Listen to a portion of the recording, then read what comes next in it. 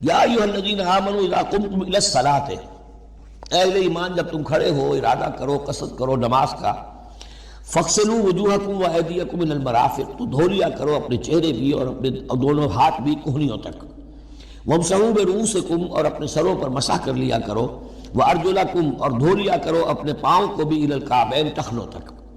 یہ ارجلکم اور ارجلکم دونوں قرأتیں ہمارے ہاں بھی ہیں، مستند قرأتوں میں ہیں۔ اہل تشیع جو ہے ویسے اس کو مستقل ارجلکم پڑھتے ہیں، اور ان کے نزدیک یہ مسح کے ساتھ ہے، وامسحوا برؤوسکم وارجلکم، مسح کر لیا کرو اپنے سروں پر بھی اور پیروں پر بھی۔ لیکن یہ کہ ہمارے اہل سنت کے نزدیک یہ ارجلکم ہے، اور اس میں چونکہ الی الکعبین کا آ گیا اضافہ، اگر صرف مسح ہوتا تو اس میں کوئی حد بیان کرنے کی ضرورت نہیں تھی، لہذا الی الکعبین کے اضافے سے وہ بالکل اس کے مساوی ہو گیا ہے الی المرافق، جیسے ہاتھوں کو دھونا ہے کہنیوں تک، ایسے ہی پاؤں کو دھونا ہے ٹخنوں تک۔ وَإِن كُنتُمْ جُنُبًا فَاطَّهَّرُوا، اور اگر تم حالت جنابت میں ہو تو پھر تم اور زیادہ پاکی حاصل کرو، یعنی غسل کرو، پورے جسم کا غسل کرو۔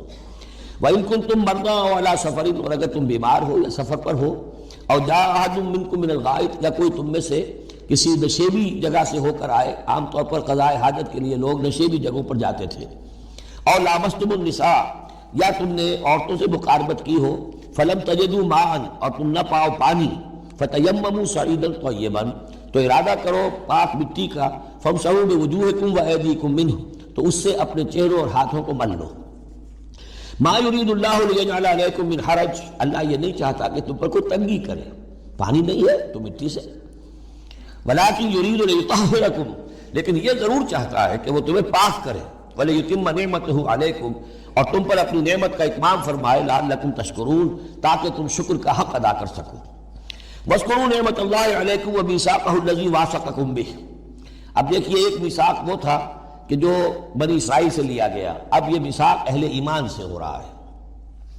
یہ سورت شروع ہوئی ہے یا ایھا الذین آمنوا سے، اور یاد رکھنا اپنے اس میثاق کو، اپنی اس نعمت کو جو تم پر ہوئی ہے اللہ کی طرف سے، اور وہ میثاق جو اس نے تم سے باندھ لیا ہے، جس میں اس نے تمہیں باندھ لیا ہے، واثقکم بہ اذ قلتم سمعنا واطعنا، جب تم نے کہا سمعنا واطعنا۔ سورہ بقرہ کی آخری آیت کہاں ختم ہوئی تھی؟ سمعنا واطعنا، آخری سے پہلی غفرانک ربنا والیک المصیر۔ جو مسلمان بھی کہتا ہے سمعنا واطعنا، گویا کہ وہ ایک میثاق میں، ایک بہت گاہے معاہدے کے اندر اللہ کے ساتھ بندھ گیا، اب اسے اللہ کی شریعت کی پابندی کرنی ہے۔ وَاذْكُرُوا نِعْمَتَ اللَّهِ عَلَيْكُمْ وَمِيثَاقَهُ الَّذِي وَاثَقَكُم بِهِ إِذْ قُلْتُمْ سَمِعْنَا وَأَطَعْنَا وَاتَّقُوا اللَّهَ، اللہ کا تقوی اختیار کرو، ان اللہ علیم بذات الصدور، یقیناً اللہ تعالیٰ جو سینوں کے اندر چیزیں پنہاں ہیں۔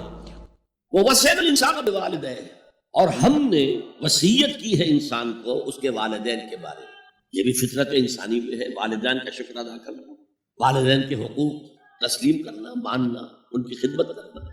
بچپن میں انہوں نے انگلی پکڑ کر تمہیں چلایا تھا، اب ہو سکتا ہے بوڑھے باپ کو انگلی پکڑ کر آپ کو چلانا پڑے، تو اس کو اپنی طرح منسوخ کیا۔ کیوں؟ اگر حضرت لقمان کہتے تو اس میں ذرا جھجک والی بات تھی کہ اپنے حقوق اپنے بچے کو بتا رہے ہیں۔ اللہ نے مضمون کی تکمیل کے لیے وَوَصَّيْنَا الْإِنسَانَ بِوَالِدَيْهِ، اس سے پہلے سورہ عنکبوت میں آیا ہے وَوَصَّيْنَا الْإِنسَانَ بِوَالِدَيْهِ حُسْنًا، ہم نے انسان کو وصیت کی ہے والدین کے حق میں بھلائی کی، نیک سلوک کی۔ اچھا، والدین میں سے والدہ کا معاملہ والد کے مقابلے میں بہت بڑھتا ہے۔ والد تو آپ کو معلوم ہے جو بھی ایک تعلق ہوا بیوی سے، اس کے بعد کا جو سارا معاملہ ہے وہ تو ماں کے پیٹ میں، ماں کا خون چوس کر وہ بچہ پل رہا ہے۔ حملتہ امہ وہنا علی وہن، اسے اٹھائے رکھا اس کی ماں نے کمزوری پر کمزوری جھیل کر، وفصالہ فی عامین، پھر 2 سال تک دودھ کی طرح چمٹا رہا ہے اور اس کا دودھ پیتا رہا ہے، اس کی توانائی سٹ کرتا رہا۔ لہذا والدہ کا حق والد کے مقابلے میں ایک حدیث نبوی کی روح سے 3 گنا ہے۔ یہ بہت اہم نکتہ ہے۔ یہ ایک حدیث میں آتا ہے کہ ایک صحابی نے حضور سے پوچھا، حضور میرے حسن سلوک کا اولین مستحق کون ہے؟ فرمایا تیری ماں۔ کہا ان کے بعد؟ فرمایا تیری ماں۔ تیسری مرتبہ پوچھا ان کے بعد؟ تیری ماں۔ چوتھی مرتبہ پوچھا تو کہا تیرا باپ۔ گویا کہ والدہ کا حق، اس کی خدمت، اس کے ساتھ نرمی، کہیں اس کے دل کو ٹھیس نہ پہنچا دینا، اس لیے کہ بڑا سخت قسم کا نفسیاتی معاملہ ہوتا ہے۔ آپ کو معلوم ہے جب بچے تھے ہم تو اپنے والدین کی محبت کا مرکز تھے، ان کی ساری محبت ہم پر خوش تھی، ہم بھی ان کی شفقت کو مانتے تھے، محبت کرتے تھے۔ ہماری شادی ہو گئی، اولاد ہو گئی، تو ہمارا ایک نیا مرکز محبت وجود میں آ گیا، بیوی سے محبت ہے، اولاد سے محبت۔ اب بوڑھے والدین کے اندر پیاس پیدا ہوئی، محبت۔ یہی ہمارے ہاں ساس بہو کا جھگڑا جو ہے اس کی اصل بنیاد نفسیاتی یہ ہے کہ ان کے دلوں میں پیاس۔ اب اگر ان کی دلجوئی کی جائے، ان کو وقت دیا جائے، ان کے پاس بیٹھا جائے، ان کی باتیں سنی جائیں، تب تو ان کو کچھ نہ کچھ جو ہے تسکین ہوتی ہے، ورنہ ایک بڑا احساس محرومی شدید پیدا ہو جاتا ہے والدین۔ یہی وجہ ہے کہ صرف دو چیزیں ہیں جن کا محض دیکھنا تعظیم اور محبت کے ساتھ موجب ثواب ہے، عبادت۔ خانہ کعبہ کو محض دیکھنا عبادت ہے، بیٹھ کر تعظیماً دیکھتے رہو، طواف بھی نہیں کر رہے، دیکھنا عبادت۔ اور بوڑھے والدین کو محبت بھری نگاہ سے دیکھنا عبادت ہے۔ تو یہاں اللہ صاف فرما رہا اشکر لی والے والدین، پہلا شکر میرا ہے، خالق میں ہوں، والدین کے دل میں شفقت میں نے ڈالی ہے، مقدم شکر میرا ہوگا۔ والے والدین، مخلوق میں سب سے زیادہ شکر والدین کے۔ اور یہ قرآن میں 5 جگہ آیا، وَقَضَىٰ رَبُّكَ أَلَّا تَعْبُدُوا إِلَّا إِيَّاهُ وَبِالْوَالِدَيْنِ إِحْسَانًا، سورہ بنی اسرائیل، سورہ بقرہ میں ہے، سورہ نساء میں ہے، ان اشکر لی وَلِوَالِدَيْکَ إِلَيَّ الْمَصِيرُ، لوٹنا تو میری طرف ہے، میں حساب لے لوں گا کہ تم نے میرا بھی شکر ادا کیا تھا یا نہیں، اور اپنے والدین کا بھی شکر ادا کیا تھا یا نہیں۔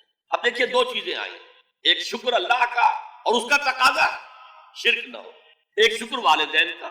اگر یہ دونوں چیزیں ٹکرا جائیں، کس قدر منطقی ربط ہے قرآن مجید کی آیات۔ والدین حکم دے رہے شرک کرو، کیا کریں؟ آپ کے علم میں ہوگا حضرت سعد بن ابی وقاص رضی اللہ تعالی عنہ، عشرہ مبشرہ میں نوجوان تھے، ایز اے ٹین ایجر ایمان لائے ہیں حضور۔ باپ کو فوت ہوئے عرصہ ہو گیا تھا، ماں نے بڑی محبت سے، مال بہت چھوڑ گیا تھا باپ، ناز و نام میں پالا۔ اب سعد ایمان لے آئے حضور پر، والدہ نے کہا تم نے اپنے باپ کے دین کو چھوڑ دیا، میں جان دے دوں گی اگر تم اس سے واپس نہ آئے، اور اپنے مشرکانہ عقائد کو تم نے دوبارہ اختیار نہ کیا، مرن برت رکھ لیا۔ اب کیا بیت رہی ہوگی، کس قدر سلیم الفطرت نوجوان تھا سعد، جو نوجوانی میں حضور پر ایمان لایا، لیکن فطرت کے اندر جو چیز مثبت تھی، والدین کا ادب، اللہ جسے اپنی طرف منسوخ کر رہا ہے وہ فطرت ہے۔ اب یہ ٹکرا رہے ہیں، کیا کریں؟ آیت نازل ہوئی، اور یہ آیت سورہ عنکبوت میں بھی ہے، جیسا کہ میں نے بیان کیا کہ نہیں، یہاں اگر وہ تمہیں مجبور کرے، جاہداکا کا لفظ یہاں پہ نوٹ کیجئے، اگر تم سے جہاد کرے، یہ جہاد صرف مسلمان نہیں کرتا، جہاد تو کافر بھی کرتا ہے، مشرک بھی کرتا ہے، لیکن جہاد ہے، مجبور کر رہے ہیں، پریس کر رہے ہیں کہ اپنے آبائی دین میں واپس آ جائے۔ مصعب بن عمیر کو برہنہ مادرزاد کر کے چچا نے نکال دیا، نہایت ناز و نام میں پلا ہوا ایک نوجوان۔